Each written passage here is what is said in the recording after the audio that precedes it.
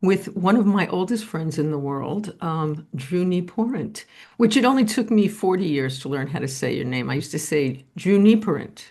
Right. That happens a lot, right?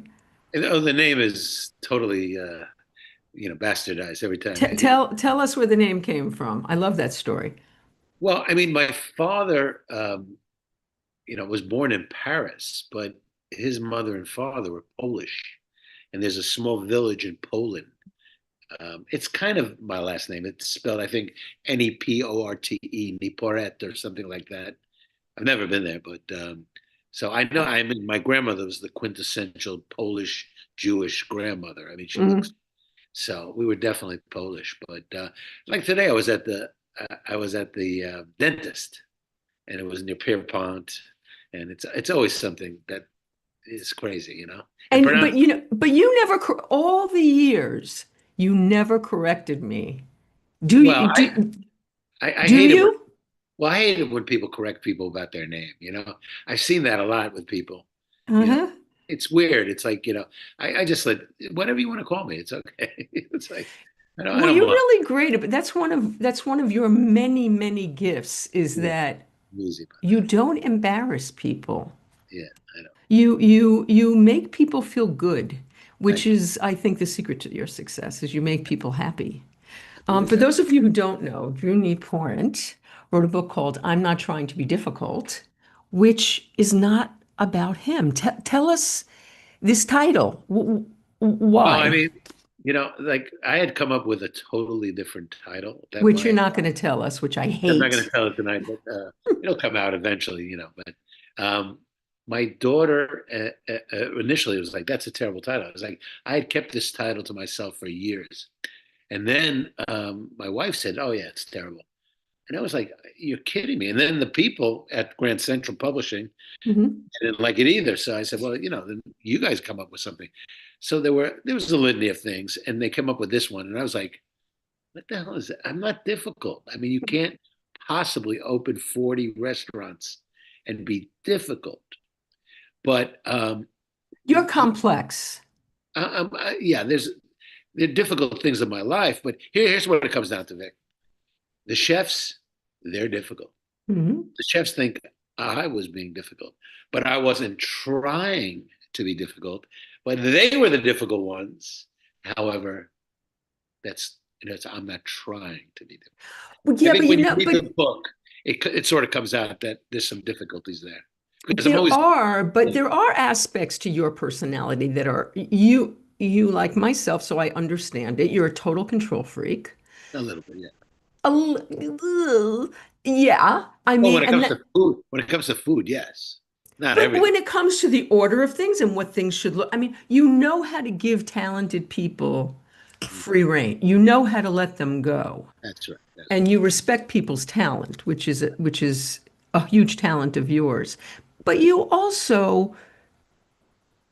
are a perfectionist, which is why your restaurants are so stellar. So let's talk about where this all comes from. So your father, tell us how you developed your love of food, which I love this. Is it Jimmy's? Was that the restaurant that you love so well. much? Here's the thing. My mother was an actress in radio as a Mhm. child, Let's and pretend. let's pretend it was like a Sesame Street of its era, Mhm. and this is before television. Right. So my mother was very theatrical and also stunning looking. She's just a beautiful looking woman. My Mhm. father was 14 years older. He was 37 when they got married. And my father worked for the state liquor authority, which licenses restaurants in New York City. Now, this is the 60s. Right. The people opening restaurants were right off the boat. It was all the immigrants Oh. and Italians and French and even German and um, coffee shops. So my father had a way of finagling the application, to make it easy for them to get their liquor license, for Could he which be bought, Drew? there was probably some corruption there. Mhm. Yeah. I mean, I saw one time my father took some cash, but most of the time he didn't do that. Most of the time he did it on a friendly basis, and they invite us to eat in the restaurants. So I got exposed, Vicky, to all of this amazing food, and I loved it. I love food, Was it and all in Manhattan? yes, it was all in Manhattan. No Brooklyn, no. We would go to Queens, but to visit, relatives, not to eat. Um, and So believe me, tell us a couple of the hundreds of restaurants. so tell I know you had one particular favorite though, and why was it your Well, favorite? there was a place called Paul and Jimmy's, Oh, and Paul it and was Jimmy's, okay. in I don't Gramercy. know that place. It's still there, believe it or not. But there was never a Paul. There was never a Paul. There was a guy named Jimmy Delgado, and he spoke very little English. And you'd come in and he hugged you, and he stunk of garlic and olive oil. And, I mean, it was like disgusting. But the food in this place was so delicious. Okay, what kind of food? Italian food, very rustic, great frito misto and, pizzaiola and all the pastas, of course. They had a fried zucchini that was like, I could still see it and taste it. So that was just one place. We'd go to French restaurants like Le Pavillon. Mhm. Uh, Le Pavillon was like the stellar place, Cafe Argenteuil. Um, and then we'd go to like um, these German places, Janssens. We go to coffee shops. 5:06 There, p.m. there was a German place not far from your house, Rolf's. Do you remember Rolf's Oh, on Third Ralph's is Avenue? still there. Ralph's is still there, Vicky. Oh And God, in fact, Ralph's is the most spectacular Schnitzel. interior. Well, Oh, it's spectacular interior for Christmas. I mean, what they oh, do, right, right. it's unbelievable. I haven't been back in ages, but my father helped him with the liquor license, probably in the very early 60s. Wow. Because one night he brought steaks home from Ralph's, and I promise you, they were the worst steaks in the history of eating meat. I've never had a steak worse than that. But that was probably a different ownership than the German, the Ralph's guys. But I mean, so I got exposed to it, and I think I don't know why, but in the '60s, the '60s was just a great era. The Beatles and Ed Sullivan and Muhammad And you Ali. and I were both sneaking down to the Fillmore East in the late 60s. Fillmore East. I would walk to the Fillmore East, and Oh, God. Vicky, I smuggled a Sony tape recorder into the Fillmore, and I have tapes No, of you the do. Who.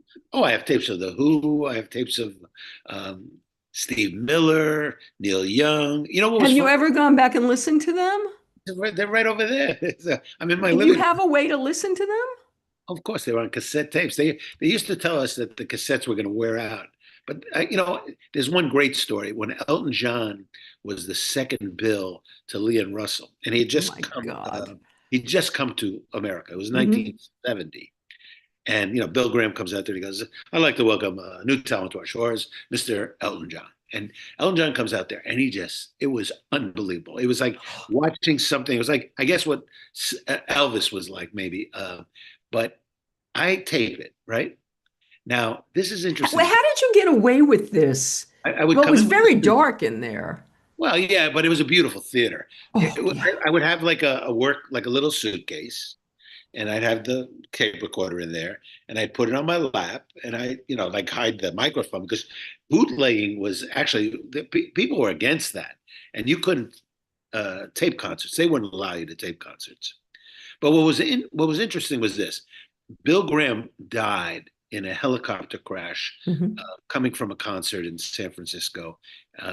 And when he died, they found out that he had taped all the shows from the Fillmore East and the Fillmore West. So I thought, I have my tapes. They're one of a kind. No, Bill Graham, taped everything. And his real name was, he was Polish. His real name was Wolfgang Grażynka. And so there's something on the internet now called Wolfgang's Vault. And these No. tapes, yeah, you got to look this up. It's incredible. And all Oh, these tapes also shows that weren't at the Fillmore. And all these tapes are on. It's on Wolfgang's Vault. So Elton John, this Tribeca Film Festival, Cameron Crowe does a movie about when Elton and Leon Russell was old now, and they got back together. And Leon was having a lot of troubles, and I forget the name of the movie, but going to screen at the Tribeca Film Festival. Mm-hmm. And Elton was going to be there. Or maybe no, Elton wasn't going to be there, but Bernie Taupin was there. So I took I took the cassette, put it on a CD. That's when CDs were still being used. Right. And I see Bernie Taupin. I go over to him and I said, listen, this is a tape from the Fillmore East 1970. And he looks at me like, where did you get this? I said, well, I taped it. He said, you did that? Yeah, I taped it. And the reason this is interesting, Vic, is because on Wolfgang's Vault, there's no remnant of that concert. For whatever reason, What? all these other concerts, but the Elton John concert that I taped is not on that Wolfgang's Vault. So it's kind of a one of a kind. I gave it to Bertie. The movie You sucked. did? Did Yeah, you but you didn't make a copy of it for yourself? no, I have the cassette. Oh, oh, you have. Okay. All my stuff is on Oh, cassette. you made him a CD. I I got you made him right. a CD. Right, But right. you bring up something. Listen, I know you love music, obviously, and I really wanted to be like the next Bill Graham. That's the way I saw my life Let's talk until about food, that. well, until food intervened. I mean, first of all, I saw Bill Graham was always getting into fights with everybody. I mean, like in the theater, on the street, and at Woodstock, and it's a great story. Bill Graham's book. The book about Bill Graham was like 500 pages. Hmm. And he worked at the Borscht Belt. His life was extraordinary. But the Fillmore East was very short lived. It was almost like 3 years. And he I was, was 14 when yeah, I went. yeah, and he was, We're the same age. You were yeah, too. I was 15 years old, exactly. So he was always pissed off at everybody. Um, I'll never forget the night they closed the Fillmore. The concert was on the radio, and I stayed up till 4 in the morning and I was taping the concert, obviously, Oh, for the radio, but and the concert, the Allman Brothers closed the Fillmore East, and that was also an extraordinary show. Jay Giles band played, a lot of people. I mean, but music that was at the Fillmore East and the Fillmore West, like the band. What is the movie that Marty Scorsese made about the yeah. band? I mean, that's Um, like the greatest movie ever about rock and roll. The it'll last one. come The the last one. last waltz, The right. last ones. So I mean, yeah. So music was my destiny until I probably had a morsel of something, whether corned beef and cabbage or who knows. And I was like, nah, I'm going to be in the food business. And I was very directed. I was very like, that's what I'm going to do. I'm going to be in the food business.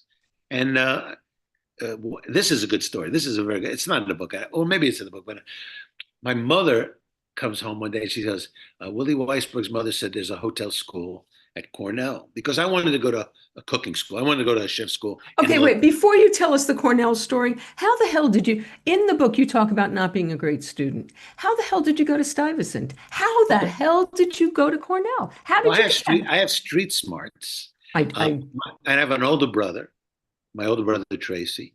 He didn't get into Stuyvesant. He had to go to Seward Park on the Lower East Side. wow. I took the exam for Stuyvesant the year that they let women in.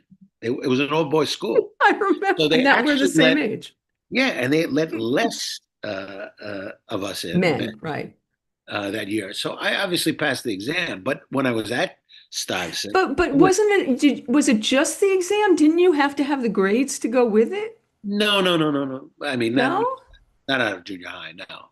But Okay. when you were at Stuyvesant, I was 500 in a class of 700. So when my mother's pitching me on going to Cornell, I go, Mom, Cornell's an Ivy League school. I'm not getting in. I'm 500. Well, I got into Cornell too. Okay, How I come got into on. Cornell, there they Yes. look at grade point average, Yeah.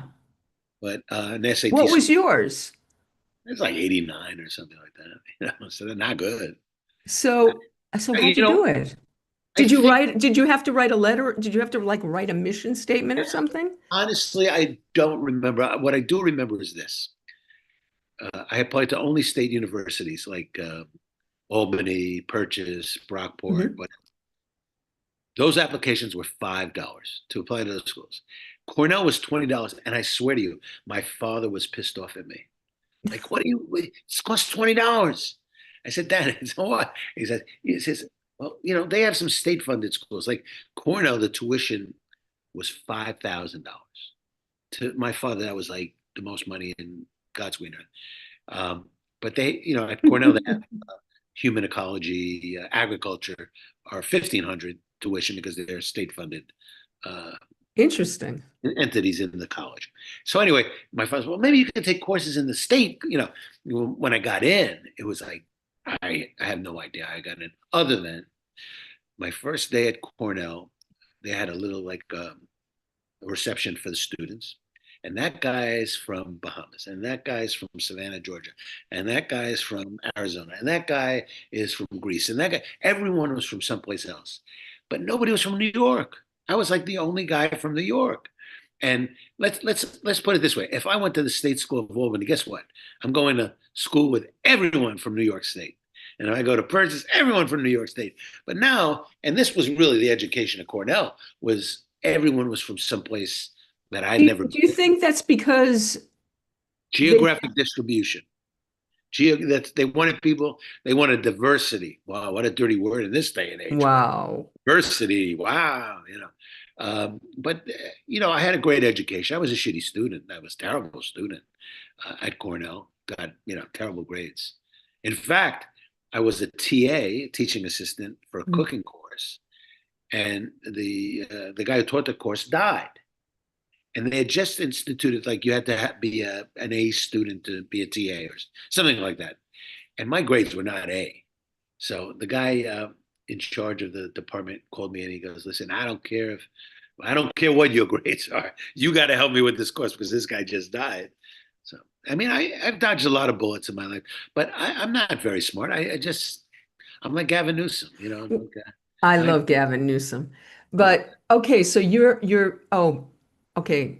You have I don't even say his name. I call him the idiot. But you have a story about the crazy lunatic who's in charge around here now that I read in the book that I'd never heard you Oh, tell about the Trump before. story? Yes. Oh, that's a great story. But I mean, I'm that story takes place in 1997.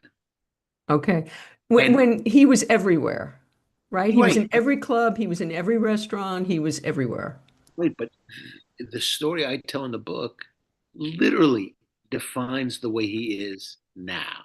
Yes, it Because does. they literally warned me when I take the meeting, they meaning the people who own the entity. They basically said, look, when you take this meeting, he's going to talk to you like he owns the whole thing, but he only owns 5%. So let it go in one ear and out the other. So literally, I take the meeting with him, and he's BSing me like this is the greatest thing, all this stuff that you see now.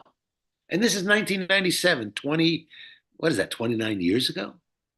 So I told my wife, I said, when he's running for president, I said, this guy has no chance. But If I'm only. like everyone else. I underestimated how stupid America was, but it is what it is. I mean, fooling Wait, but world. tell the little what Well, happened. essentially, um, it was my deal. That's the people.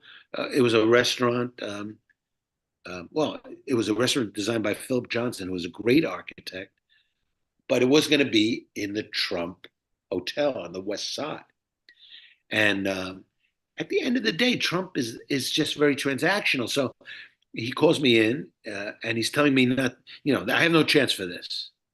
Everybody wants this. I'm a downtown person. My restaurants are downtown. So I let it go in one ear out the other. What essentially happened was my mother, I was in Hawaii actually, and my mother called me and she said, Drew, I'm reading New York Magazine. It says John George von Gerichten is going to do the restaurant that you told me you were going to do. So I was like, holy mackerel. I call John George's business partner, Phil Suarez, and Phil goes, Drew, it's Donald Trump. I offered him $100,000. That was it. We made the deal. It's okay. And honestly, John But you George, did you say something to him in that meeting that pissed him off? Because I know he said in the book you say no, that he he invited me said to, no, he he's invited me to Mar-a-Lago.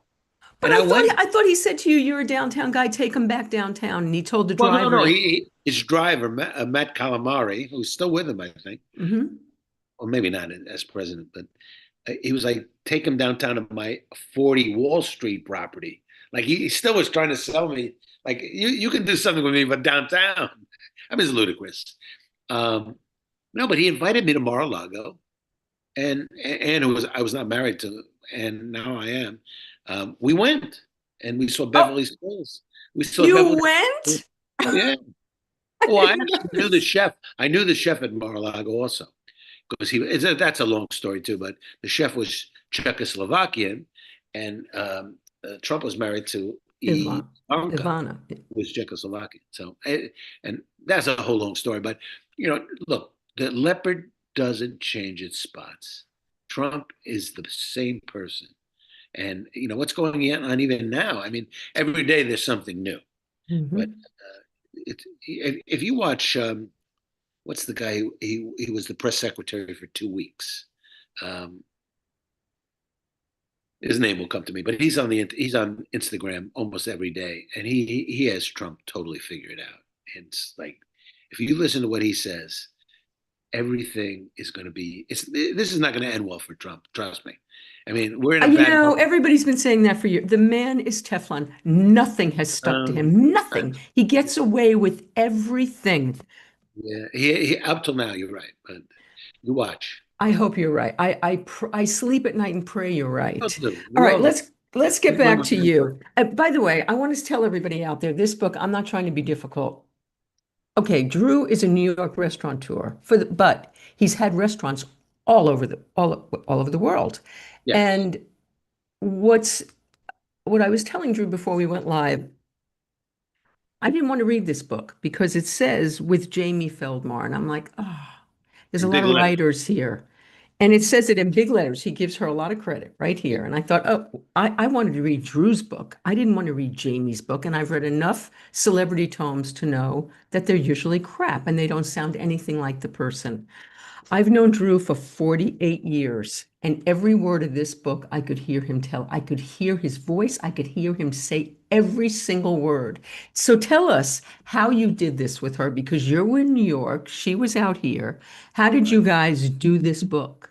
Yeah, she's on the West Coast. Hmm. Originally, the person who had agreed to ghostwrite my book bowed out. Um, Pretty bad excuse, to be honest, but he had written some good books. I have no idea about Jamie.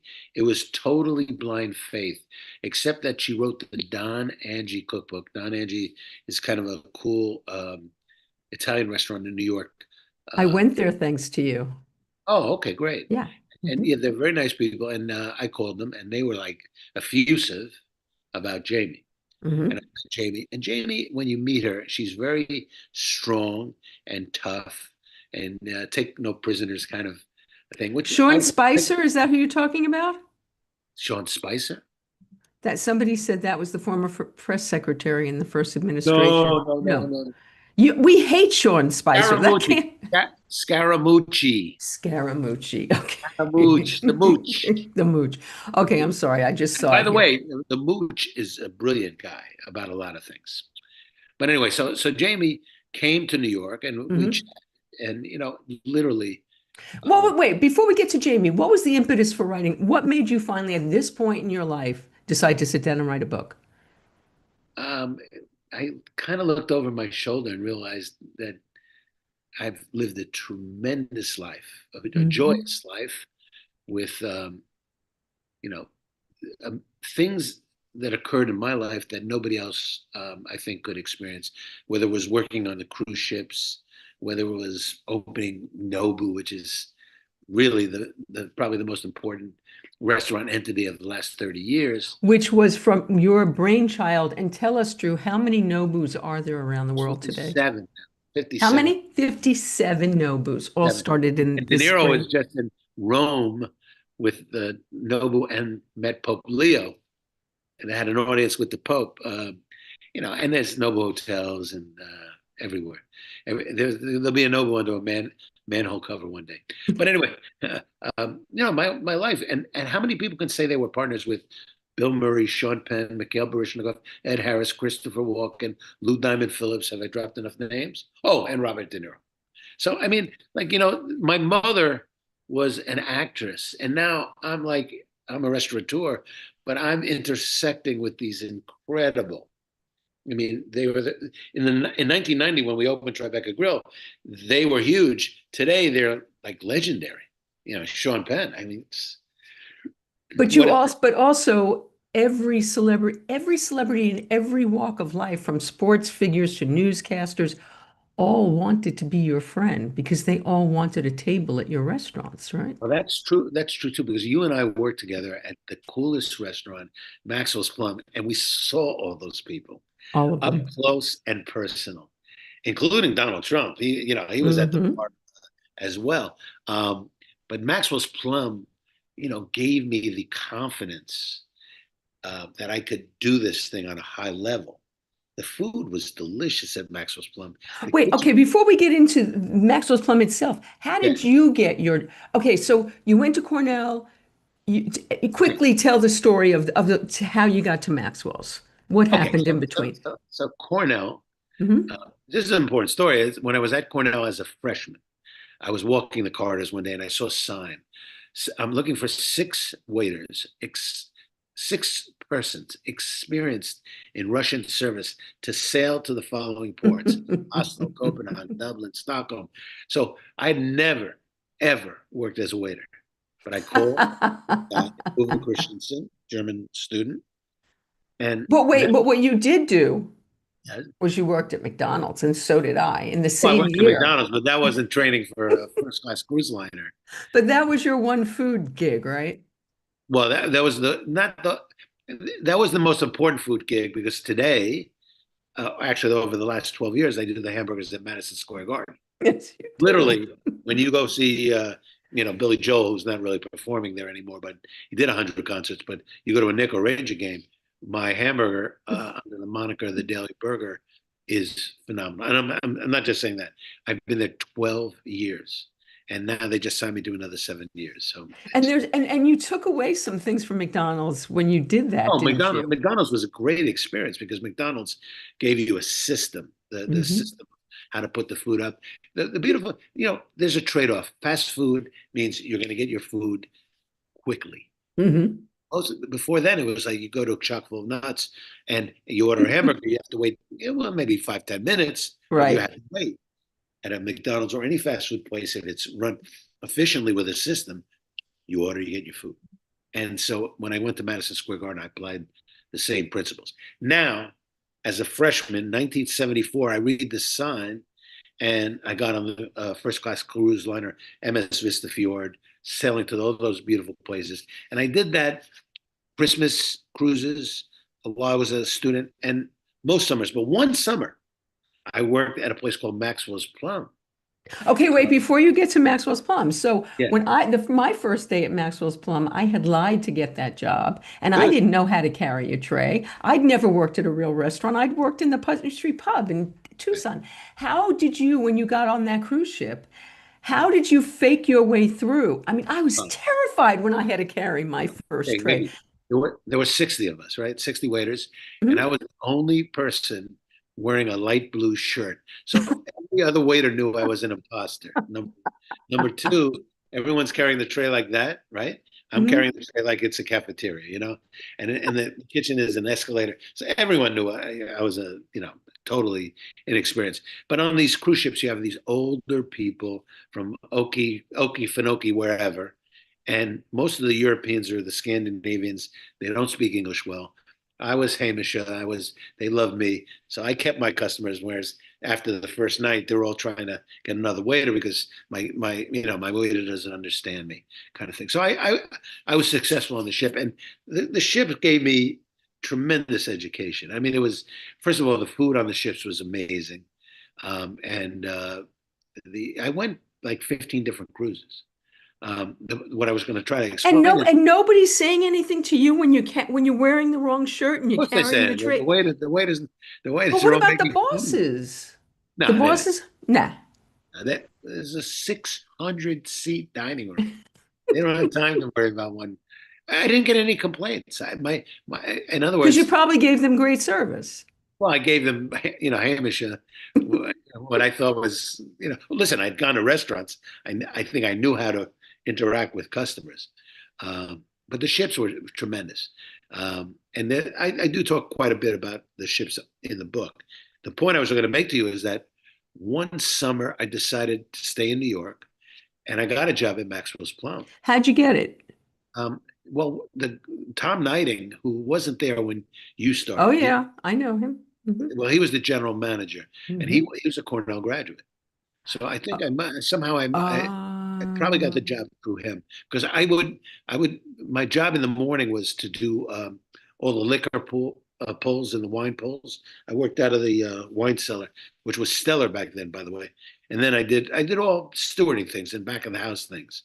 And I did there was a buffet at lunchtime that I served, but I didn't do anything in the front of the house as in serving or being a waiter or anything like that. No. Then what's interesting is that when I graduated from Cornell, nobody offered me a position. Cornell prides itself on recruiters coming in and trying to give the graduates jobs right out of college. I wasn't offered anything, so I actually went well, back. why do you think that was? Well, it's in the book actually. I got into trouble when I was a bit up at school, but it's a great story. Well, too long to tell this one, but Okay, you don't have to tell it. in other words, I was blacklisted a little bit. I was, yeah. Did I you was. deserve it? Oh, absolutely not. Uh, No. okay, And now I'm in the Hall of Fame of Cornell Hotel School. you got your Here revenge. they did. They started something called the Hall of Fame. I'm in the Hall of Fame. I mean, it's but so I'm sure you're one of their most successful, if not their most successful well, one of graduate. not the most, but certainly, it's so funny, right? Like, how do you measure success? This is a You good question. well, usually it's money. It's if you make the most money, you're the most successful. That's usually the way it works. That's my mother's definition. Well, not only your mother.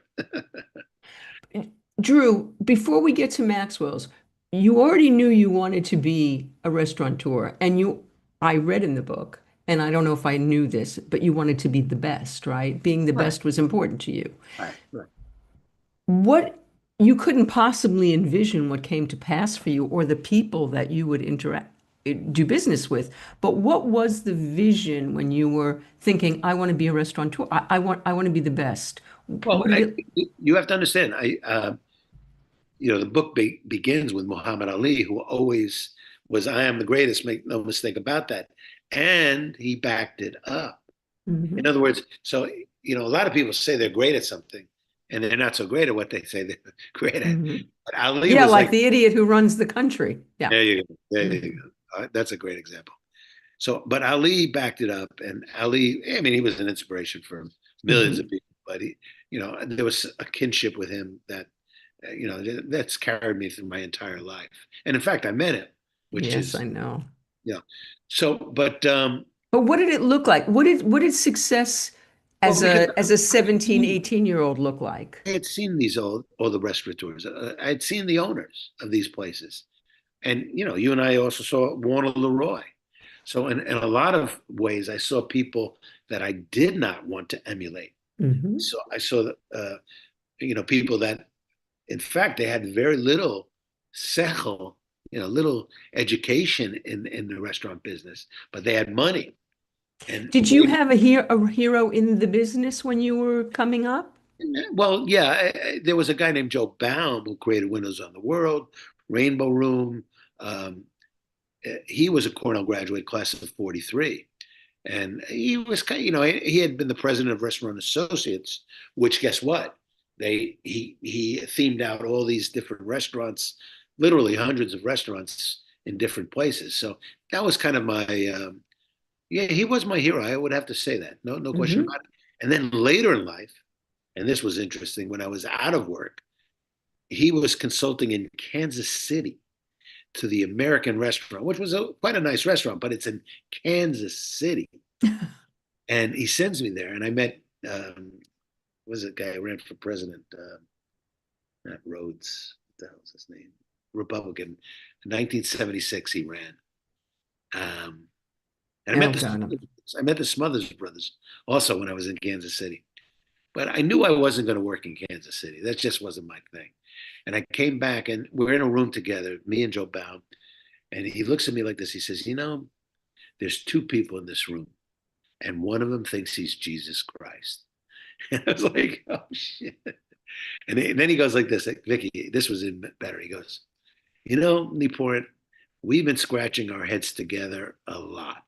It's time to part the pubic hairs. So that was Joe Baum. Joe Baum was an extraordinary person, and little guy, you know. So I wanted to be the next Joe Baum. In a strange way, I've never opened. I've opened probably as a lot of restaurants, 40 How restaurants. many? Yeah, thank you. 40 is a lot, but Joe Baum was the impresario. But he did it at a time that you could do it, and he was backed up by restaurant associates. I never Hmm. had any kind of real money behind me, so the 40 restaurants is kind of it's quite the achievement. Yes, there's been quite a lot of achievement. Okay, so let's go back to Maxwell's Plum. So you get the job at Maxwell's Plum, and now you're front of the house, right? Yeah, $300 a week, assistant restaurant director. When I read that in the book, I freaked out because I was making more money than you as a You could make waiter working 300 for a night. you.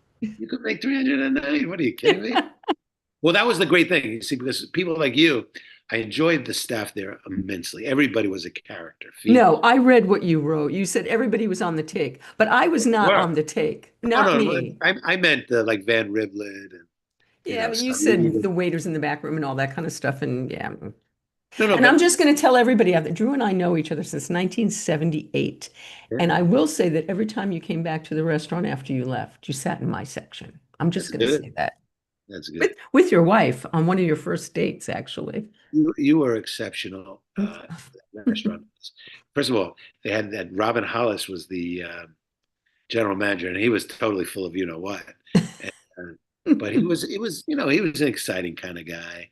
And But Drew, let's talk about what you did there because you did something really spectacular. You started every shift doing your little pitch, which I think you you mean a carried meeting? on and did for many years after that, right? Yeah, no, I think it's important that that you talk about if you have reservations and you can recognize people who are coming in, and obviously even now with online reservations, everything's a request. Most people have allergies, so yeah, their birthdays, special occasions. So the meeting back then actually was informative, but even today, it's you have to. Almost every restaurant probably has a pre-meeting. So that And but you had a way of doing it. I remember I had a cold once and you came in and you had made me chicken soup and you gave it to me at the yeah, pre-meeting. there you And go. then we have a lot of history, Drew, more than you realize, because it's not as important to you. You've had, but to me, I remember every one of these things.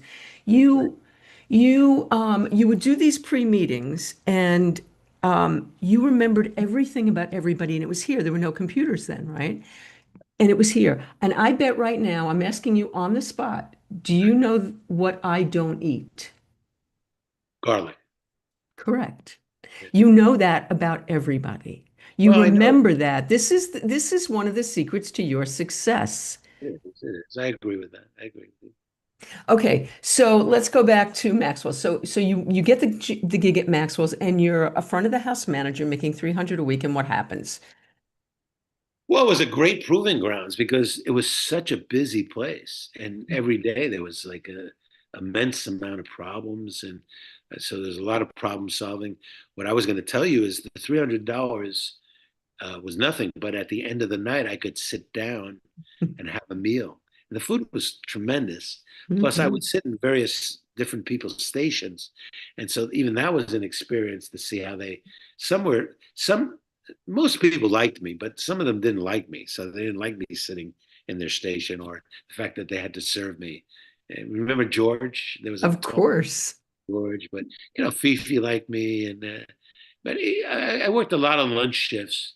One of the guys was a busboy, became a manager for me at Nobu, Joe Perret.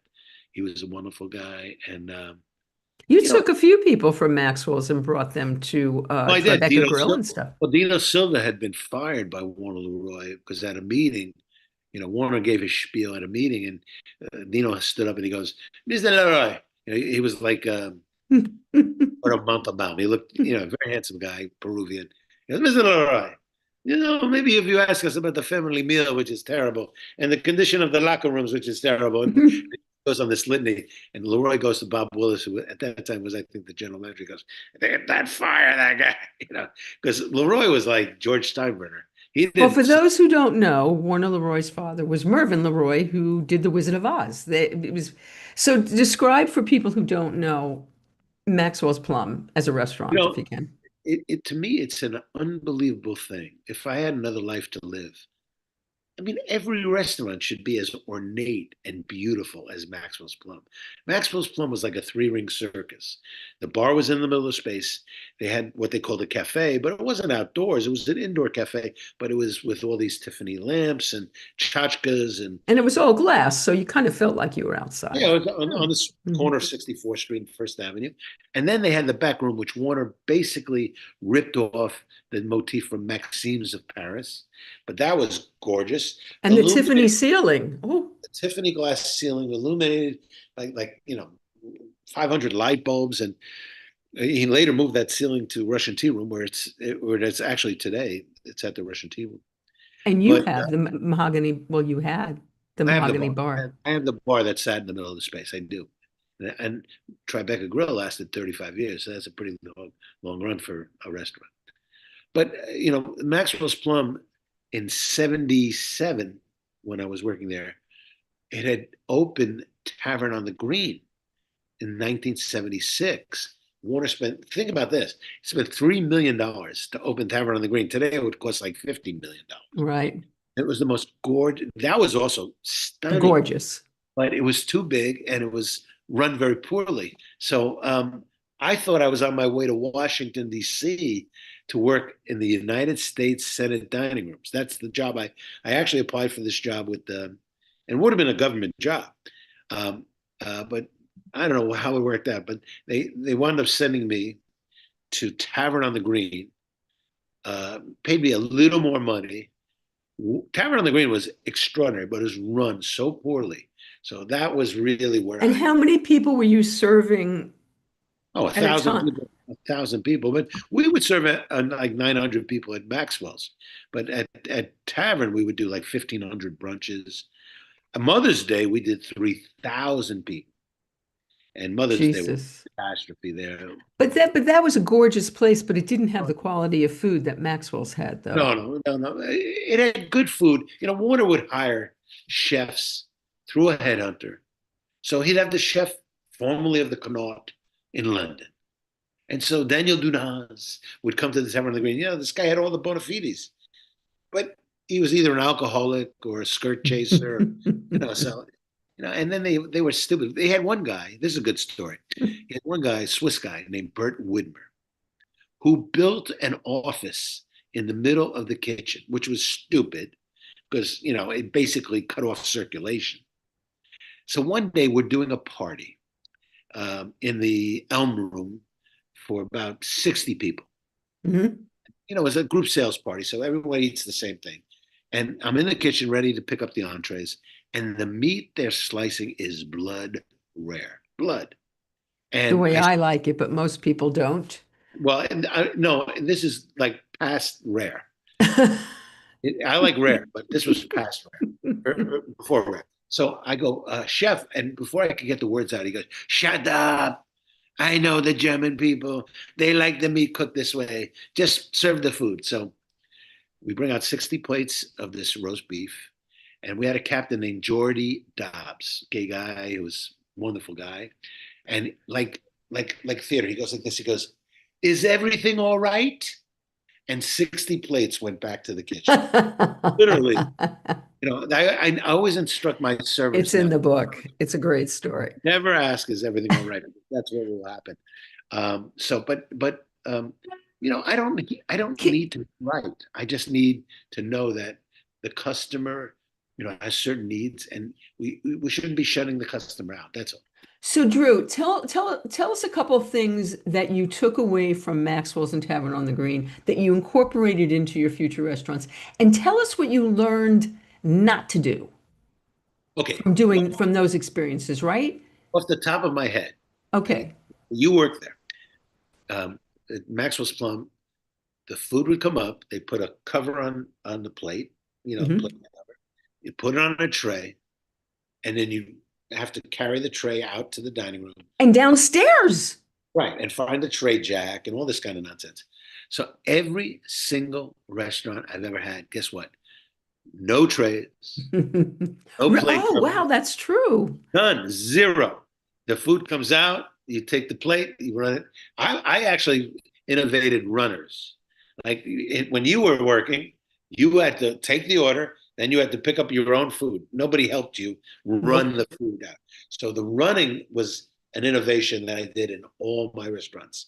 So ostensibly, you could have stayed on the floor And and attended. does the runner and the waiter make the same amount of money? With you, they No, do, the runner don't they? actually makes a little less. Okay.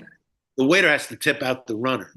But there are so many different systems in different restaurants. There's captain, waiter, busboy. There, Right. I think in the back room they had captain. They might Yeah, I have some. became a captain later. Yeah, but so that's the biggest one because I would watch it whether it was Maxwell's or Tavern. These guys would stack the trays with like four plates, and invariably one would fall off the tray. That screws So, the whole order. but is there anything that you learned there that served you, that you were able to, in a good way, that you were Everything. like, Well, no, no. Look, I think um, Maxwell's Plum um, was extraordinarily busy, and it wasn't mhm, that big. So I understood, and also the kitchen was minuscule for the volume that we were doing, and the menu was ridiculous for the volume that we were doing. So number one is all my restaurants, which I limited the menu because the more items that you had, the more you had to mhm. purchase, the more would be probably thrown in the garbage because you're not going to sell everything. Those are the kinds of things. Maxwell's and Tavern. I still have the menus. I look at them. I was like, I don't know how the hell do we do this with the size of these menus. And to this day, the best pecan pie I've ever had in my life was at Maxwell's. The best calves liver at Maxwell's Plum. Right? I mean, there were things that they did like nobody else has ever But been able nobody to serves touch them. calves. You won't find that on any menu. I don't think you work with. Did you work with Arnold Wilkerson? Yeah, but Because he took Arnold, that recipe from yes, Laura. that's Laura right. had the little pie company. It was Laura's apple pie. And guess what? He still has this. I This is know the the little pie company. It's huge. I almost ordered pies from him this yeah. Thanksgiving. No, that's where I go. My apple sour cream pie. But it's Laura's pie, and Well, yeah. I know things like that. But yeah, there's so many things, and oh, the one thing is I don't remember Maxwell's necessarily, but Tavern was Union, and the Union. Maxwell's was too. I was Union. I didn't know that, but the Union the Union never bothered me at Maxwell's. At Tavern, I wasn't getting into trouble. When the people would get into trouble, they go to the Union, and invariably, in any kind of labor situation, um, The the employee wins. every time. I mean, And so you never had union waiters at your restaurants, did you? never, Never. never. And guess what? I never got sued ever. I thought you had one problem once. Well, there was somebody who claimed that we were anti-gay, but we had a waiter with AIDS on our staff at Nobu, so we won that case. So we got sued once on the tips because the sushi guys at Nobu, one guy, when we started proliferating, one of the sushi chefs was named the head sushi chef and did the schedules and had the power to hire and fire. Hmm. That's considered management. Hmm. Management can't share the tips. So on that one, we lost. But a 40-year career not being sued is pretty. That's really cool. Okay, so let's get because I want to get to your restaurants too. And there the reason to read this book, whether you are in the restaurant business or not, whether you love restaurants or not, is because this is the most extraordinary story of resilience, Drew. I mean, I have known you for 48 years, and you have picked yourself up and dusted yourself off more times than anybody I can think of, and turned more shit into gold and more situations. And you've also had a lot of heartache. I mean, there's been a lot of people that have hurt you, Well, disappointed you. yeah, I mean, I could make a movie based on the whole Nobu, situation Okay, because so we're here, so let's talk about it. Um, your relationship with Bob DeNiro, as you call him, started way before that. But quickly, can you tell us? Montrachet is such an important story, but can you give us the short version of Montrachet, your first restaurant, how you went from Tavern on the Green, being an employee, to opening a restaurant in New York, which is Sure. So basically, um, when I was working for Warner Leroy, Mhm. I'd sort of gone up the ranks. But they did something there where they were about to promote another manager who actually I went to Cornell with over me, Mm. and I wasn't going to have that happen. And Was that, well, I suspect that had to be a personality thing. It couldn't be because of the work. oh no, we used to call him the clone because the general manager was Hugo Rowley, a very nice guy, but very proper British guy, and dressed very well. And Tony was actually Tony Zazula. He was actually my partner at Montrachet, but we were Mhm. partners at Tavern. And basically he came in after me. They were going to promote him over me only because he was like the clone. That was the joke. And I Right. told Warner, I said, if that happens, I'm splitting. And he didn't let it happen.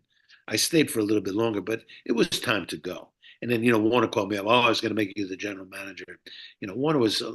Warner had his own issues. He was But far. how was it for your ego, Drew? Because a very interesting thing that I didn't know, I didn't remember, was that you went back and you did service in all the lays and the laws, as you say, Well, all the, that was what I was going to tell you. I left Warner uh-huh. and jumped out of management and became a captain in all these French restaurants. Was that And hard for you to do? no, it was great. It's like you said it a moment ago. You make more money as a server than as a manager, and I knew that, by the way. And as a captain, you're a server, but with a tuxedo, so you have a little more glory. Hmm. I was working in these great French restaurants. I mean, the And what was Remy. your reason for doing it? Was it just the money? No. I wanted to get closer to the customer. I wanted to sort of, I wanted to. I wanted to open an American restaurant. My original restaurant was going to be called Silverado Trail. Okay, And I didn't I know that made up, either till I read the book. What were you going to serve at Silverado Trail? What was in your head? well, everything was becoming, buffalo and, Oh, fish okay. from the Cape Cod waters. American Place had opened. Larry Forgione, the chef, Hmm. in River Cafe was doing that food. It was American cuisine. Now American cuisine is everywhere. It's, there's for a while it was Floridian, in the Caribbean and Florida influence in Florida. You don't see that anymore. There was Southwestern in Arizona. You don't see that. But American cuisine is now accepted. It's not just what a steakhouse is. Hmm. We have our own cuisine in this country. Right. Obviously, sometimes it's regional. Sometimes, like New England has its own cooking. The Hmm. crap and all that. But one night I was serving a bottle of Le Marché at La Grenouille, and it was like glowing. It was glowing in my hand. I was like, why am I going to try to reinvent the wheel? So I decided on the name Marché. I had met David Boulay, who went on to have his own restaurant, a four-star restaurant. His food was extraordinary. And we charged $16. 16. So we got 3 stars from the New York Times. It was like winning the lottery without being able to collect the cash. It was extraordinary. One night, Tookie How Smith, long did it take you working in the lays and the laws before you were able to, between the time you left Tavern and the time you opened Montrachet? it was like a 3 year period. Um, I love working in those French restaurants because I was like, French restaurants did not hire gringos. They didn't hire white people. They hired white, but they were French. So Hmm. I didn't speak fluent French, but they hired me. Um, I ran the New York Marathon in 1983. In fact, it's the day they blew up the Marines. That day in Beirut, 270 Marines were killed. Mm. 1983. But I had read a classified in the New York Times Sunday business opportunities about a space in Lower Manhattan. So I had I ran down, I was living in the village. I ran down to West Broadway. I saw this space, middle of no place, $1,500 for 1,500 square feet. That's $12 a foot. Today it's like 100 a foot, $12 a foot. But Tribeca was like no man's land back then. That's right. It was a no man's land. So I signed the lease, and I $50,000 of my life savings, $50,000 of my partner Zazula, and then 50,000 from the Small Business Administration. And did you save that? Did you have that money because you saved it from working in Yeah, restaurants? Mhm. 50,000 was my life savings from, you know, I worked at McDonald's, and I'm Jewish. I mean, I saved the first time I had. So anyway, so now I set about opening Morochet, and David Boulet's food was extraordinary. I'm charging $16. 7 weeks after we opened, we got 3 stars from the New York Times. I mean, it's like storm the Bastille. It was like winning the lottery without being able to collect the cash. It was extraordinary. So who comes in? Robert De Niro comes in with his girlfriend, Tookie Smith, who's very vivacious. Bob wants to sit all the way in the back. His back to the room. Blah, blah, blah. Doesn't say anything. But Tookie's like this. Bob wants to know if you'd like to open another restaurant in Tribeca. I'm like, are you Okay, talking? I have to interrupt you because Joanne's on here right here. Joanne and I were sitting at the next table when you brought him the plate with the piece of cake saying, "Congratulations, partner." And I was getting a birthday cake at that same time that said, "Happy birthday, Vicky." And Bob was right next to me. And that was the day you forged your partnership. You're very discreet. You didn't jump in on it. But no, Tookie sort of made the deal happen. That's kind of the point, you know. And but that would take five. Well, it was probably 4 more years. So what was your relationship with him like when you guys first started? It was cordial, but they were always trying to replace me. Not Bob himself, but the business. All No, the but at the very, very beginning, when was he shy with you? Was he Yeah, aggressive well, he's a with you? shy person. He's a shy person. I'll give you an example. He goes to me one day. He goes, "I want you to meet Jane." So he was making this movie with Jane Fonda. I forget the name of the movie, but it was a good movie. And I was like, "Wow, I'm going to meet Jane Fonda." And then he proceeds to introduce me to Jane Rosenthal, who's been his business partner for the last 30 plus years. For those of you who don't know, Tribeca Film Center is over Tribeca Grill, which was their restaurant. Yeah. Building center. So anyway, so Bob was. He, there were things like he had a guy who was a contrarian. Like if I said yes, he'd say no. If I said black, he'd say white. But he always was opposite. And you and I worked at Maxwell's Plum. I wanted to put the bar in the middle of Tribeca Grill. Why? Because I saw it. That was the biggest lesson, to be honest, about working at Maxwell's. The Hmm. bar in the middle was incredible. So we had to mock up a bar, a fake bar. He had to come in, he had to look at it, he had to feel it, you know. But that bar being in the middle of the space was the smartest thing I ever did. Which, by the way, the bar in Maxwell's Plum was the original singles bar in that started the whole thing. And there's that movie with Dustin Hoffman and Mia Farrow, John and Mary, which was done at the Maxwell's bar, which that started that whole scene of go to a bar and pick someone up. 100%. That's true. And So did you foresee a busy bar like that in the center of your yeah, restaurant? yes, it never ever got anywhere near as busy as Maxwell's Plum. Maxwell's Plum, when we were there, did about $6 million. We did more in gross sales than 6 million, but 6 million back then was like 15 Right. million. So it was a lot of money. Um, but so De Niro, um, like he was fixated on calling it Tribeca Cafe. I said, Bob, cafe is where you have a cup of coffee and a Danish. Call it grill. Now I had been in San Francisco. That's where I met Boulet actually, and things. They have fish grills. So in my head, I was going to do a fish grill, which it never became a fish grill. Although at the beginning that was the intent. Hmm. It's called Tribeca Grill. And most restaurants, bar and grill, maybe Gotham called themselves Gotham Bar and Grill, but most places didn't use the grill moniker. But listen, we open and everyone comes in there and they think it's going to be Robert De Niro red sauce place. They just thought it was going to be an Italian restaurant, and it wasn't. It was an American restaurant, quite frankly. Hmm. But an American restaurant meant you'd have, some Asian influenced dishes. You had fresh pasta. It's all over the map. But that's what American cuisine is anyway. Influences of everything. And Mimi Sheridan, who had been the food critic of the New York Times, now she was writing a newsletter. She said the food is better than it has any right to be. In other words, I love the food. And she said something like, the food is better than all the celebrities that are associated with the place. So, I mean, it was like, I knew it would be successful. The first review, Brian Miller said, last sentence, this place is going to have a long run. That was the only time we ever got reviewed by the New York Times, 35 years. Wow. 35 years, one time.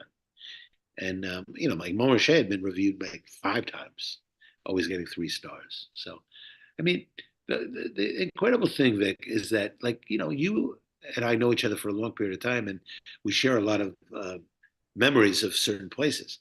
But think of 40 restaurants, and each one is very individual and different, and with a different chef and a different everything.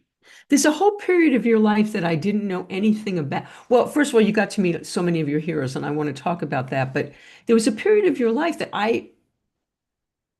because I was busy, didn't know when you started the Myriad Restaurant Group, but I didn't know that you had your fingers in, I don't know where the place, Kentucky. I don't know where you were W, going. You we were going all over the did place. W. We did the launch of W Hotels. We did Boca Resorts, Boca Raton. We were in Kentucky with incredible.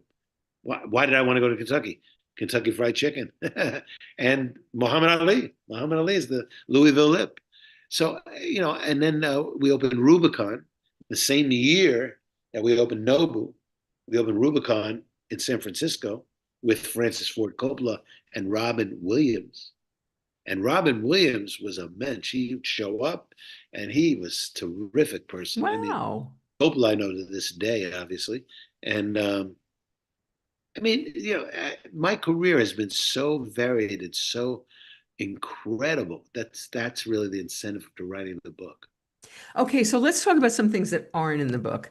You say in the book, did I ever get starstruck? And you mention Springsteen, but I know another side of you. I know the other side of you. I know Drew the fan of people because you and I, for 48 years, have been, well, until we got cell phones, started sending each other pictures of the celebrities that we'd meet because we both are that way, right? We're still those little kids that were at the Fillmore East. We Yeah, yeah. still have our heroes, right? So now, how many Bruce Springsteen concerts would you say you've been At to? least 100. At least 100. But I mean, it's ridiculous. No, because and not only that. I mean, I think it's '03. The last show was at Shea Stadium, and they came back to Montrachet, and they stayed till 5 in the morning. And so I have a very You and long. I were at the longest show he had done to date, the one where he went back to Jersey. That was like, I don't know, I brought Samantha and we were with, do you remember? And but also you got to do something with Bruce upstairs. What what Yeah, what did well, you do? his manager at the time is not now, but Barbara Carr. Barbara had a daughter, Kristen, who died of sarcoma cancer. So they had a concert at Madison Square Garden in '92. This is when Bruce had left the E Street Band, and we're going to do the after party. So Bruce goes on at 8 o'clock. I called the restaurant. I said, be ready around 11:30, midnight. At midnight, Bruce is still on stage. He's playing 4 hours. So he comes down after the show and he stayed till 5 in the morning. And that sort of created this relationship. So every year we did the Kristen Ann Carr Foundation event at Tribeca Grill. We did it for about 20 years. And And what did you get to do with Bruce? well, he played sometimes. I mean, the greatest story. No, the greatest story was, You played. well, what's her name? Susie Tyrell. Susie Tyrell played at my 40th birthday, which I think you were at. I was at. I think you were at. And I played the washboard. So But was they, Joanne. okay, see, and they had just handed me a washboard. I didn't know how to play the washboard, but Right. I faked it with the spoons and everything like that. And Susie Tyrell becomes Bruce's fiddle player. She plays violin in the E Street Band. And then other members were in the Seeger Sessions band, like Mhm. Sandy Barfeld and the drummer's name I'm going to forget, which is terrible. Max. No, Max was the East Street Band. Is Max Oh, Weinberg? you're talking about a different band. Okay. But anyway, so now years later at the Kristen Ann Carr, which was at Tribeca Grill, the band would play upstairs. Actually, the Rascals played also. The Rascals formed because little Steve, Miami Steve, loves the Rascals, and he got them to reform. And they played a concert when they reformed, but they couldn't get along. Felix Cavalieri and all the other guys. Mhm. But that was great though. But anyway, now they say to me, "Who should we have play the music?" I said, "Well, why not have the Seeger Sessions band play?" And they go, "Okay, great idea." So Susie Tyrell that night they come and they go, "Oh, you're going to play the washboard with us tonight?" I said, "Oh, okay." I hadn't played in like 20 years, something ridiculous, right? 15 years, whatever. So anyway, I play the song, and I'm walking off the stage, and I see Springsteen walking towards the stage. So I go to the back of the stage with the washboard, and I played 6 songs with Bruce Springsteen. It's on YouTube. You can see it. It's But incredible. these are the kind of things, the moments that you've gotten to live. That is not in the book, by the way, but it's one of Not my in the book. favorite stories Not in of the book. your Yeah, it's not in the of book. your life. But there were a lot, there had to be loads of those. And those are not in here. But Yeah. I love Drew as a fan. Like you took me to McCartney. You have the restaurant at it's been called a million things. What is the stadium called now? MetLife? No. No, no. Well, we might have gone to MetLife. Yeah, No, it wasn't called that then. It was called Citi something Field, Citi City Field, Field. It was called City Field. Citi Field. He played. Do you want to know something? So De Niro turned 80 2 years ago. So Radio Man. You know who that Yeah, is? yeah, of That with course. the radio. Hmm. He goes. Bob's in the library because the party was right next door. The Greenwich Hotel is next door to the Tribeca Grill. He said, Bob's in the library. So I go in the library. The party had just started, and there's Paul McCartney. Wait, And you and I saw him about 14 years ago. When is this? this is 2 years ago. Oh, 2 years ago. Okay. 2 years ago. And I go over to Paul McCartney, and I'm like, because I always joke about this. I said I've met everybody. I even met Michael Jackson at Tavern on the Green, uh, but McCartney I've never talked to and never met him. And so I start talking to him, and he was absolutely wonderful. Oh, I'm so happy to hear that. I'm just getting ready to look, can we take a picture? And my idiot savant partner, not Robert De Niro, but there's another guy, um, interrupts. And now it's like, he's pulled away. Oh, It's like twisted. So, but I go over to him, I say, hey, listen, and he actually said something to me like, yeah, that guy kind of hosed you, so we took a picture. So I have a picture with McCartney. but okay. So years ago, when you have do you still have that restaurant? You had a restaurant in City Field. Do you still We had have that? 11 years. Okay, And so you have it, no, and no, no, no, no, no. The pandemic, they threw us out. okay, all right, the pandemic. Okay, so you invite me, I come to you. We go to the concert before the concert that they do for Yeah. charity, right? Oh, it's And there's good. only like 20 of us there, but we Yeah. have to stand behind the first section. And Right. Paul does the whole show. And then Billy Joel comes out because he's going to do the encore with Paul. We see this whole thing from back there. Then the concert, do you remember? It was pouring Yeah, rain. raining. And Okay. Pierce Brosnan's sitting behind us, and Stanley Tucci is next to us, and we Yeah. had the best time. We're all with umbrellas, best show ever. Well, you Fantastic. said you had the best time. I remember the rain, but I mean, that was one of the only one other time I think I saw Crosby, Stills, and Nash. Did it rain like that badly? It rained badly. It was But raining. Pierce Brosnan's talking to us, and Stanley Tucci, and all these people around us. It was so much Again, fun. I tell you this real quick. I'm in East Hampton, and a friend of mine had a plane, and he goes, "Get here at this hour because we're going to be taking off at 10 o'clock." So I get there, I'm on time, I'm sitting on the plane, and it's like 10:15, 10:20, and they're going nuts. They're going like, well, we got to take off because we have to pick up people in New York. So they close the doors, and the plane's about to leave, and they go, stop, stop, stop, stop, stop. And the doors open, and Pierce Brosnan comes on the plane with his wife and two kids. So it's me flying to New York with Pierce Brosnan and the two kids. Is this And, before or and it was after a, the McCartney? what's that? Is this before or after Oh no, McCartney? this is in the '90s. This is years ago, and the plane was one of those puddle jumpers that lands in the water. I mean, it was incredible, and he was very nice. Pierce Brosnan, very nice person. He was lovely the night that we met him. Yeah, he Okay, was. so Drew, tell us some things not in the book. Tell us, because I know what a fan you are. I know how you, because we have that sensibility. Who has blown your mind walking into one of your restaurants that, okay, this is a dream. And I know Muhammad Ali is that you got to meet Muhammad Ali, and that had to be. Yeah, because well, the Ali thing was a whole story, which Mhm. I'll let people read in the book. But Ali had Parkinson's, so it wasn't like we were talking. But he Okay. did something for me. He literally invested 30 minutes, and he did something for me that's like Don't tell them. They'll read about it in the book. That's a lovely story. they've been calling me up about JFK Jr. because I Okay, are you watching Love Story? no, I haven't watched it actually. I should watch it, You should. but Tell I us kind of about lived it. him. I kind of lived it because one time, okay, um, there was I forget the name of the charity, but they were honoring De Niro for bringing restaurants to Lower Manhattan. Get that? De Niro brought the restaurants.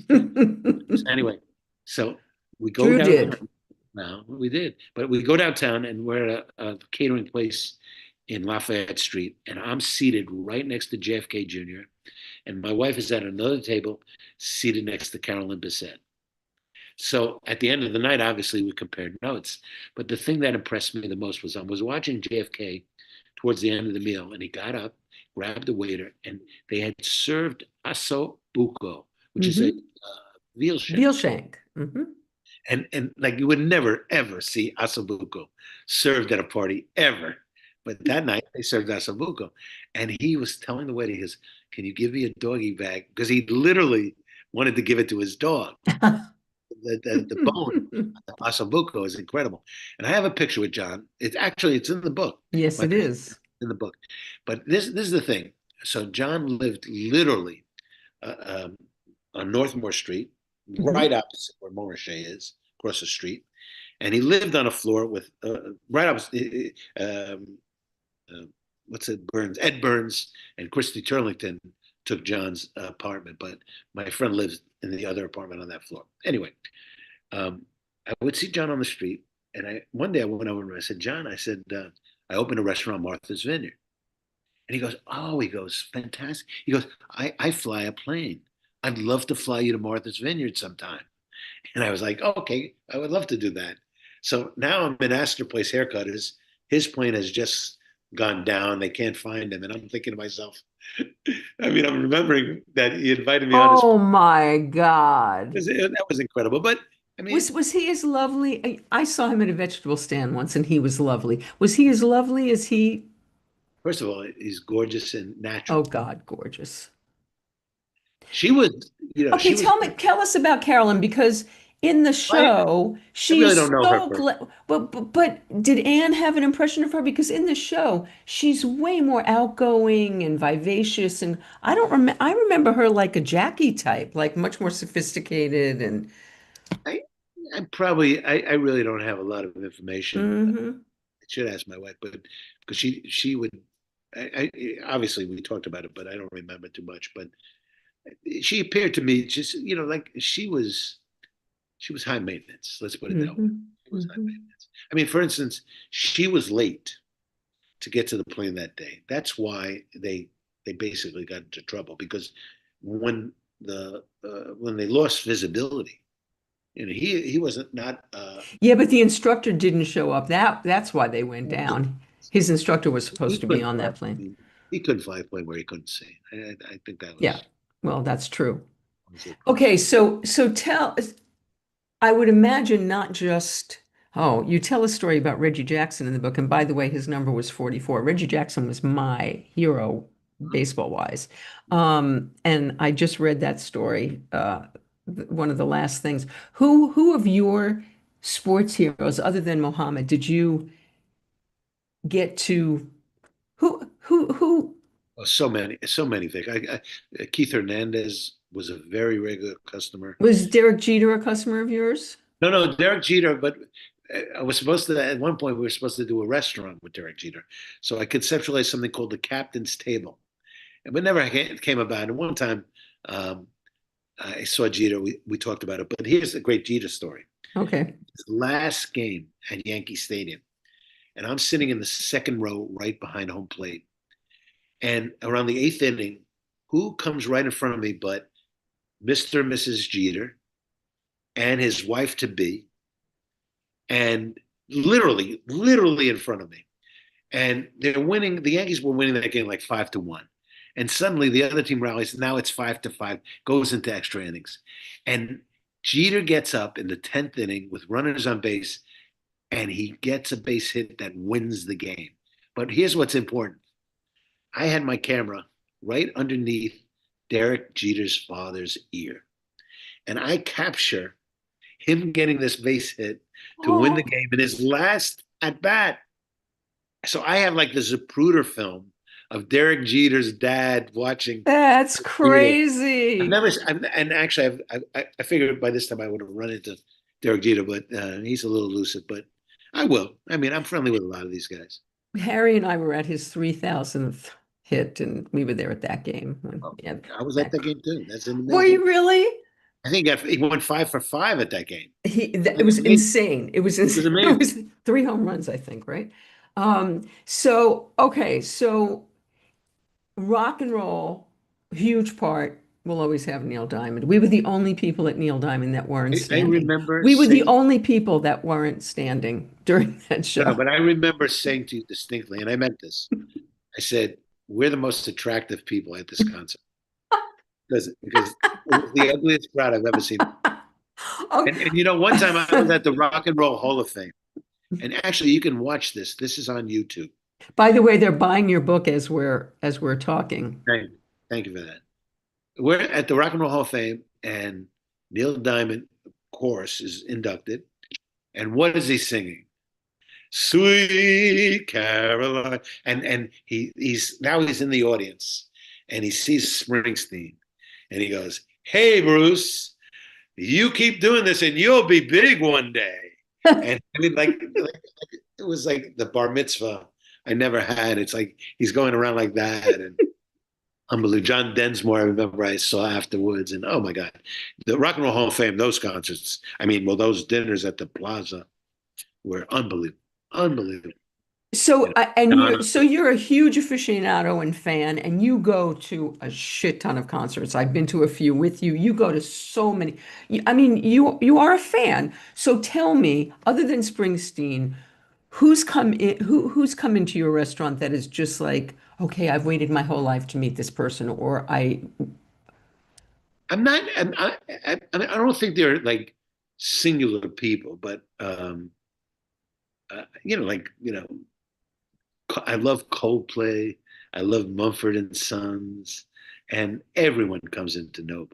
I mean, but truthfully, like Hillary Clinton is for me a very impressive human being. And she looks pretty fantastic right now. I mean, did you see her when she just yeah, no, tested?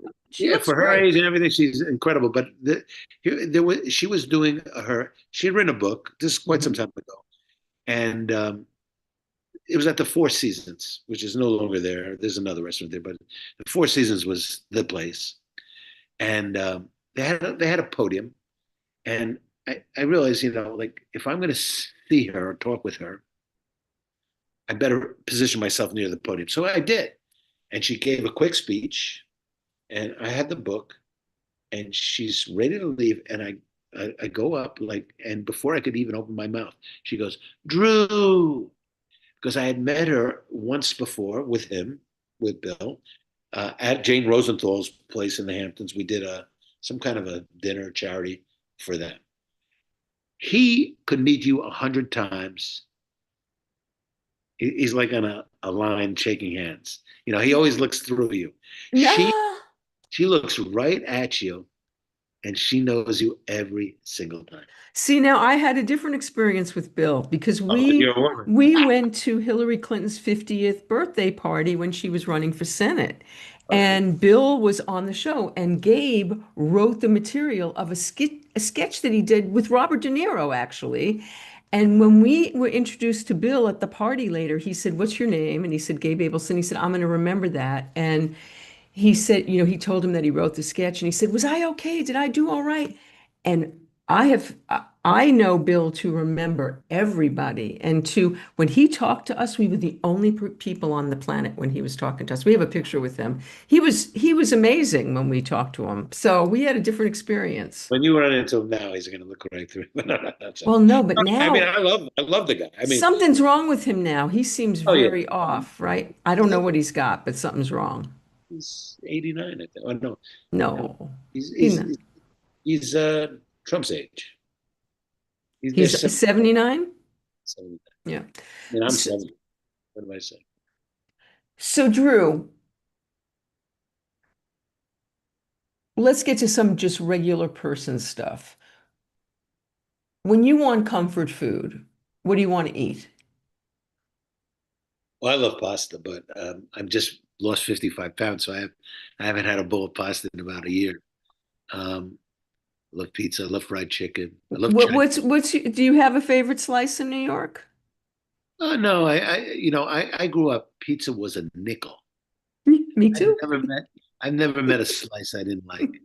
I mean, they talk about what's this and that. Like I just had lunch. Bobby Flay does a luncheon at Joe's Stone Crab in South Beach every year We're for like going to the one in Vegas in 3 weeks. the one in Vegas is very good. I like that one. Actually, Norton, what's his name? The actor Ed Norton. He was there the last time I was in Vegas at Joe's. But so Bobby Flay does the this luncheon, and who are we just talking about? Just The Clintons. No, we've no, no, no. moved on. Somebody is at the luncheon, but Oh, I don't remember who you said was at the luncheon. Bobby Flay. no, Bobby No, Flay gives the luncheon. gives There the was luncheon. somebody else talking to, but Ed Norton. No, he's at the. it was at the one. He's at the one you're going to. Not to worry, but comfort food. Joe's Stone crabs are very expensive, but the fried chicken used to cost $5.95 for a half chicken. It's now $8.95. They still keep it like At ridiculous. Joe's? Joe's. I've So never had their fried chicken. Is it oh, good? it's unbelievable.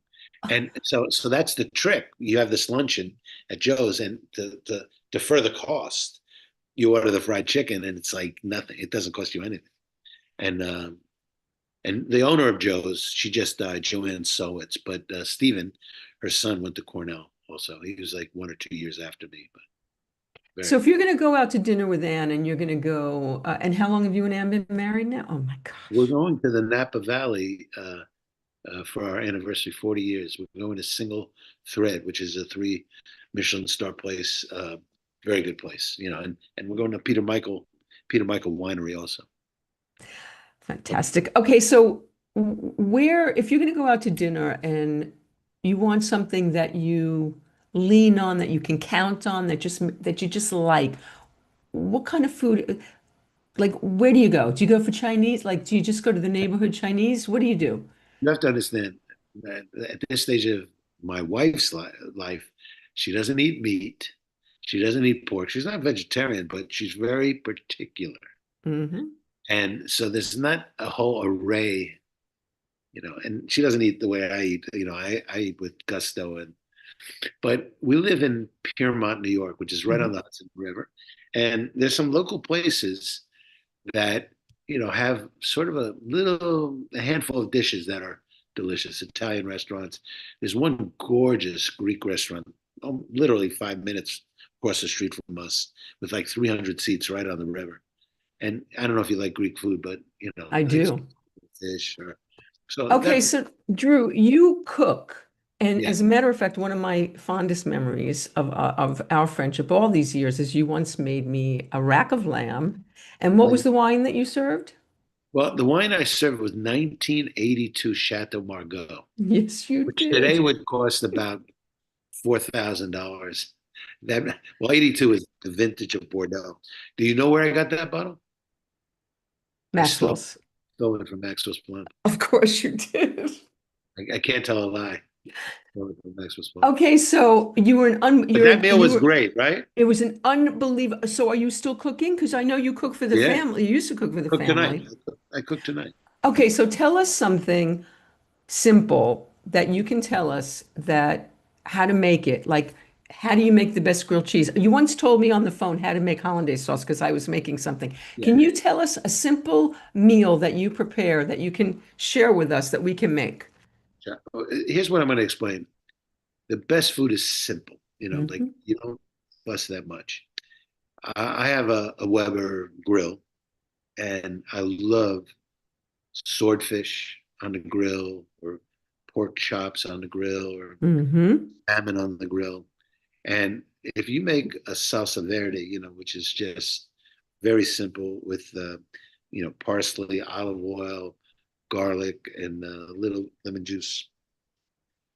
I mean, if you get a beautiful piece of swordfish grill, don't turn it but once. That's the big mistake people make. They put the protein on the thing, and they're turning it and blah blah blah, like a hamburger. Put the hamburger on the grill, leave it alone. Look at your watch. 8 minutes. Turn the hamburger. Look at your That's not watch. too long. Isn't that well done? No, not when it's that Oh, that. and no, yeah. But, I mean, also when it's on the grill, you can see it cooking, and you Mm. can see the meat is still rare, obviously, because you only have one side down. It's when you turn the meat. This is the trick with a hamburger, anyway. The juice will start to come to the surface, and when you see the juice starting to collect on the top of the burger, that's the time to take it off the grill. I Okay, mean, how about this. vegetables? How do you cook Well, vegetables, vegetables? you just steam, you get a steamer basket, a little bit of water, steam, and then, you can add any kind of a dressing to it, whether it's olive oil, lemon juice. So what are you doing now? You're not eating what aren't you eating? I'm not eating any starches, no potatoes, no bread, no rice, no pizza, no Chinese food. So what'd you eat for dinner? What'd you make for dinner tonight? I actually had tofu. I love How'd you tofu. cook it? Well, first of all, you really don't have to do much with tofu, especially the soft one. Um, I actually, I can't tell a lie. The I really was craving Chinese food, so they delivered. Again, I was pretty careful, but there was a tofu dish, like mapo tofu. Yeah, Mm-hmm. mapo tofu. Mm-hmm. There was a lot of sauce, too much sauce for what they delivered. So I saved the sauce, and I heated my tofu up in the sauce, which was delicious. And then what did you eat with it? Um, well, it was redolent with peas and carrots, actually. Mm. Kind of a weird thing. It was the Chinese restaurants out here tend to have strange, like accoutrement, but it was good. No, just as if you stay away from the starch. The problem with the GLPs that everyone's so great on is they constipate you, and that's a big problem. I've been reading about that. You're an older person. I would like to microdose. I would like to microdose, but I'm afraid with all this stuff. I'm looking at you. You don't have anything to worry about, so Yeah, no. I do. 20 pounds. All right, so tell me, how do you make grilled cheese? How do you make grilled cheese? Well, I mean, the easiest thing is, first of all, if you want to just do American cheese, that's the classic grilled cheese. Yeah, but that's, No, no, but so in I other mean, words, tastes good, but if you want to fancy it up a little bit, you could trim the crust off the white bread. But the key thing is in a frying pan, you melt the butter so it like tiny bit of browning of the butter. So when you put the sandwich down, it's already got the butter will take on a nutty flavor. And then see, it's do easy. you butter accept? Because I'm trying to remember who Thomas Keller might have told me. You butter the outside of the bread. You could do that. You either butter's either the pan or on the bread. I mean, I understand buttering the bread, but it's the same. You're going to get the same thing because the bread Okay, cooks. so The grilled cheese. what's your favorite thing to cook? Probably chicken, And what do just you do? Okay, tell us how you roast a chicken. What do you do? well, I'll tell you the truth. We have a fresh poultry farm not far where we used to live, but for Thanksgiving, we always buy like a 16, 18 pound turkey. And you roast it for 5 hours. What But temperature? uh, well, I usually started, I do something unusual. Usually the breast is up. I start it the other way, let it brown on the bottom for about an hour. Then I turn it, which is not easy when it's hot. No, But it's not. Do you stuff? no, no, never, never, never, never, never. When you stuff a bird, the inside of a bird is filled with salmonella, even when you wash it. So what happens is you put the breading in, there's no place for it to really get the internal temperature of the stuffing hot enough to kill the bacteria. And when we were kids, we'd always get sick at Thanksgiving, and that was the reason why. It was, Wow. but the bird comes out. I mean, it's the most delicious thing you've ever eaten. Wait, so what temperature are you cooking it at? You started at like 425 for about an Mm-hmm. Upside down. hour. Then when you turn it, I put it at about 350 for, and then you check the internal temperature. I think the internal temperature you want to be about like 180. And Um, what are you doing what are you putting on your baste it. turkey? You baste it. I stuff it with herbs. I stuff it with I put mirepoix, carrots, celery, onions in the cavity. Mm-hmm. And I, I that's the way I roast it. And I put sometimes a little bit of butter and sage under the skin, Mm-hmm. but I baste it because it gives us so much fat anyway. Because these birds are very fatty, and I baste it, and it comes out just perfect. And also, when it begins to brown, which it Mm-hmm. does quite early, you still can't take it out, so you don't want to burn it. You tent it with a little Mm-hmm. oil, and that will retard the burning. Okay, so how about just for a roast chicken? You're gonna roast a chicken for you and Ann. What do you do with the Oh no, roast we're chicken? gonna buy the 7.99 roast chicken, or Wegmans. It's 9.99. You You don't can't roast chicken? never. Never. We'll do chicken thighs. We love thighs, so I'll do them on the grill, or my wife likes to cook it in wine. Like just put the thighs in and let them roast up with some white wine. You can use balsamic vinegar too, but everything non-caloric. No fatty sauces or anything. Well, that's where I have to go. Listen, Drew's book. I'm not I'm not trying to be difficult. No, This book, I read this book in 2 days. And it's not just because I know him. This is a really, really well-written book. As good as his stories are sitting here talking with me, it's exactly the same in the book. You will hear him telling you these stories, and there are loads of them, and they're fabulous, and you're fabulous, and I love you.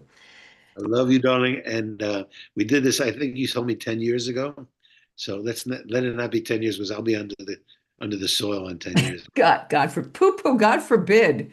And Snuffy and I are going to come to New York and see you soon. You have to come out. Maybe we'll go see you in Ojai. We'll talk about it. Yes.